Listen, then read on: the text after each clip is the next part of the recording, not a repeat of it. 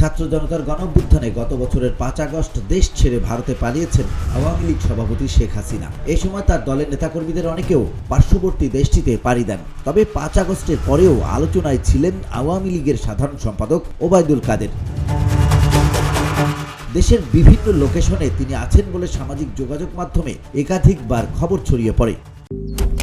Malaysian প্রযুক্তিতে তৈরি অত্যাধুনিক cleaning machine modern vacuum cleaner যে কোনো ধরনের ধুলো ময়লাকে পরিষ্কার করে ঘরকে করে তুলুন চকচকে ও আকর্ষণীয়। Modem, brand of luxury.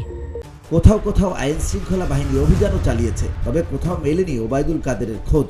গুঞ্জন আছে দেশ ছেড়ে পালিয়েছেন ওবায়দুল কাদেরও, তিনিও ভারতে আছেন।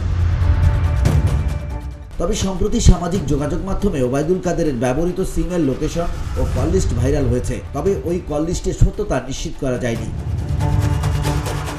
ভাইরাল ওই তালিকায় দেখা যায় সর্বশেষ 5 আগস্ট ওবায়দুল কাদেরের ব্যক্তিগত ফোন নম্বরটি খোলা ছিল। ওই দিন দুপুর 2:42 তার ফোন ট্র্যাক লোকেশন ছিল মোহাম্মদপুর। ওই তথ্য অনুযায়ী রাজধানীর মোহাম্মদপুরের স্যার সৈয়দ রোড 47/2-6 সর্বশেষ অবস্থান পাওয়া যায় ওবায়দুল কাদেরের। ওই তালিকায় দেখা গেছে ওবায়দুল কাদের মোবাইল ফোনে খুব কম কথা বলতেন। দলীয় কার্যালয়ে নিজের বাসা ছাড়া খুব বেশি স্থানে তার কল লোকেশন পাওয়া যায়নি। VOD Bangla news desk.